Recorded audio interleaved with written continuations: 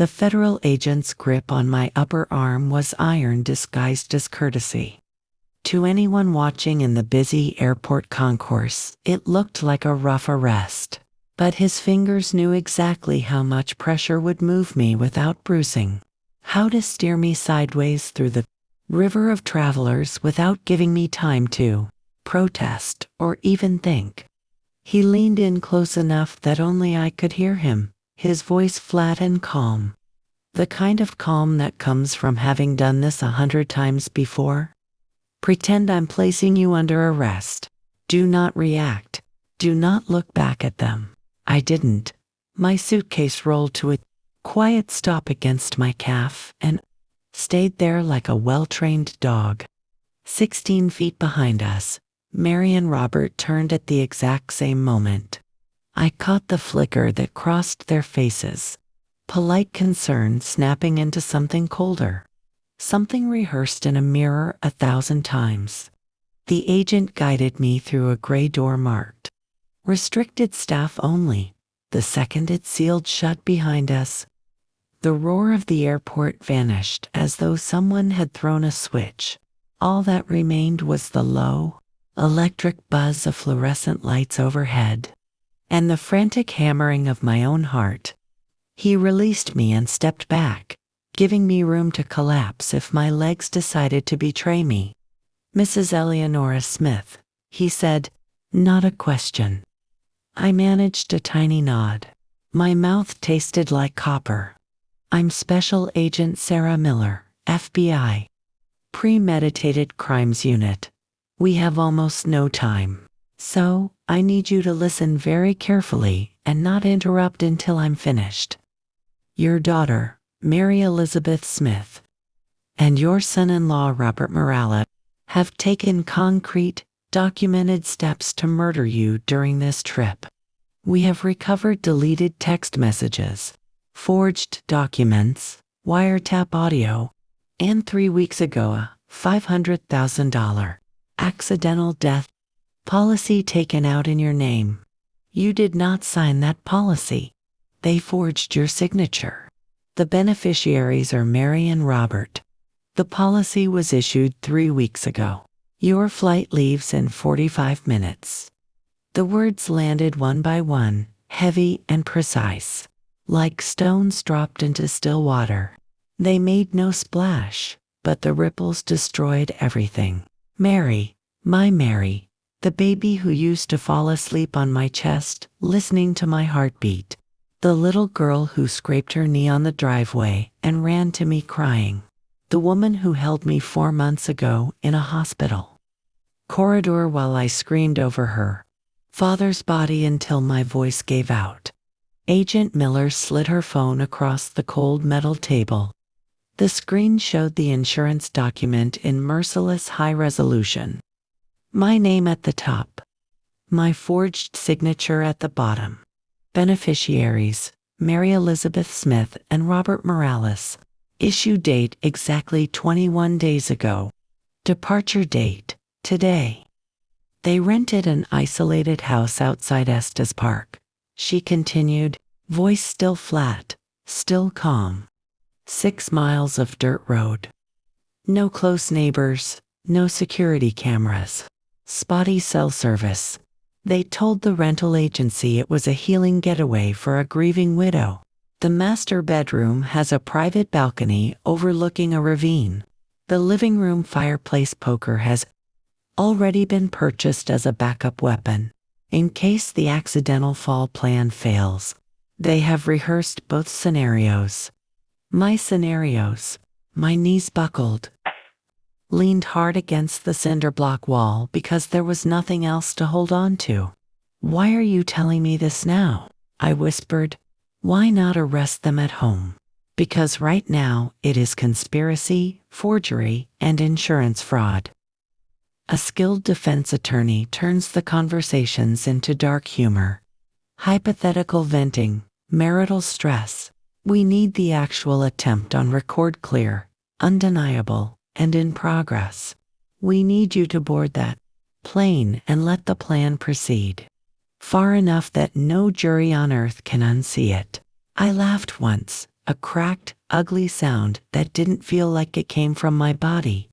You want me to fly to the mountains, sleep under the same roof, and smile while my own daughter decides the perfect moment to push me off a cliff? You will not be alone for a single second, she answered. Undercover agents on the flight, at baggage claim, rental car counter, the drive up, and inside the house itself. You will wear a wire at all times. The instant you feel genuine mortal danger, you say the phrase, "I need my medicine," and every agent within a mile storms in, guns drawn. No hesitation. She reached into her pocket and produced a tiny black disc no larger than a dress shirt button. This sews into the inside of your collar. No one will see it.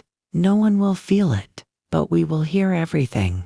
I stared at my reflection in the polished steel table, 69 years old.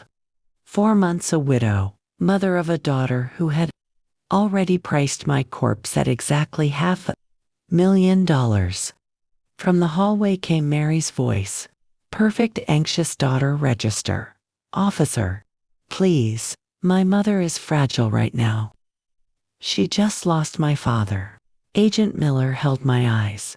If you say no, I walk out there right now and arrest them in the terminal. The case will be weak. They will likely make bail within months and simply try again later. Or you can board that plane.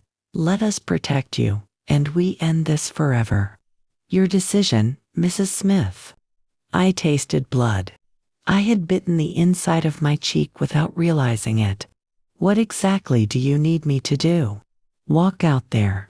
Hug your daughter. Smile. Get on the plane. Act completely normal. Trust us. She sewed the microphone into my collar in under 2 minutes. Her fingers were rock steady. When the restricted door opened again, Mary rushed forward and wrapped her arms around me as though I were made of spun glass. I hugged her back, breathing in the same pecan vanilla perfume she had worn since college, and I smiled the exact smile Agent Miller had told me to practice in the mirror. I'm fine, sweetheart. Just a random document check. Robert took my suitcase with gentle, practiced concern. We don't want to miss the flight, Mrs. Smith. We walked to the gate, as a family. Mary talked brightly about the gorgeous house, the mountain views, how much we all needed healing after Arthur. I nodded in all the right places, said all the soft, loving things a mother is supposed to say. Inside, I was already in freefall, waiting for the ground that never quite comes. 4 months earlier, everything had looked different. Arthur died on a Tuesday evening while the television droned about rain chances. One moment he was grumbling that the weatherman didn't know his elbow from a cold front. The next, his hand clutched his chest and he looked at me, with eyes suddenly ancient and terrified. Ellie, it hurts. Those were the last words he ever spoke to me. Then the light went out of him and he was gone. Mary arrived at the hospital after the machines had already gone flat. She held me in the fluorescent corridor while I screamed into her hair until my throat bled raw. She drove me home, made chamomile tea I couldn't swallow, slept in the guest room so the house wouldn't swallow me whole in the dark. For weeks, she was flawless. She handled funeral flowers, relatives who didn't know where to put their hands. Robert fixed the squeaky back door, changed every burnt-out bulb, told me over and over how much the house was worth now that it was paid off. I thought it was kindness. It was reconnaissance. She asked gentle questions about bank accounts so nothing gets lost while you're grieving. She needed copies of the deed just in case. She brought forms for beneficiary updates. I signed without reading because she was my daughter and trust. Is a habit 42 years in the making. One afternoon, Robert cornered me while Mary was at work. Mrs. Smith, you really should update the will. Laws change. You're alone now. Things happen to widows. I told him the will was fine. He left looking almost disappointed. 2 weeks before the trip, Mary announced she had rented the perfect mountain cabin. Just like the one Dad always dreamed of. 3 days. Mother and daughter. Healing time. Robert was coming too because the roads were treacherous and he knew them well. Something cold and small moved in my stomach, but Mary's eyes filled with tears. Please, Mom, for Dad. He would hate seeing you disappear inside this house. So I packed. The night before departure, she showed up after 10. Pale, trembling, smelling of the cold night air. If anything ever happens to Robert and me, just know we never had a choice. I thought she meant a car accident. Now, 30,000 feet above the Midwest, Mary slept against my shoulder, murmuring, "Love you, Mom," in her sleep, and I stared out the window, wondering when exactly my little girl had become a stranger. Who could weigh my life against a 6-figure debt and find me wanting? The night before departure, she showed up after 10. Pale, trembling, smelling of the cold night air. If anything ever happens to Robert and me, just know we never had a choice. I thought she meant a car accident.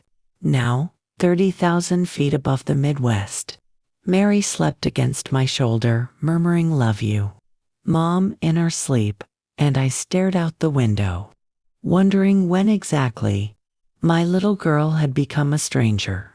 Who could weigh my life against a 6-figure debt and find me wanting? We landed in Denver under a sky so blue it hurt to look at. Robert drove the rental SUV with confident ease while Mary pointed out scenery and squeezed my hand every few minutes. I smiled, nodded, and counted the miles until we turned off the paved road onto 6 miles of dirt that led to the house that was supposed to become my grave. The first night they tried the wine, Robert poured generous glasses of Cabernet, swirling his own like a connoisseur. Mary insisted with that bright, brittle smile, "Come on, Mom, one glass to celebrate being together." I pretended to sip. When they looked away, I poured most of mine into a potted ficus on the sideboard. Robert's eyes tracked my glass like a hawk counting sips.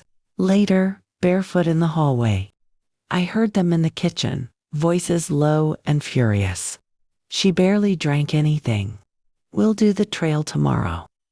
The lookout is 200 feet straight down. Perfect." I lay in the dark, fully dressed, shoes on, and listened to my own heart trying to hammer its way out of my chest. Morning came bright and merciless. Mary made scrambled eggs and coffee that smelled like childhood Saturdays. Robert packed a backpack with water, bottles, and trail snacks. Their voices were too cheerful, too brittle, like glass about to shatter. We hiked single file, Robert leading, me in the middle, Mary behind. The pines closed around us, until the only sounds were boots on dirt and birds that didn't yet know what was coming. 20 minutes in, the trail opened onto a granite shelf jutting over nothing. No railing, no warning sign.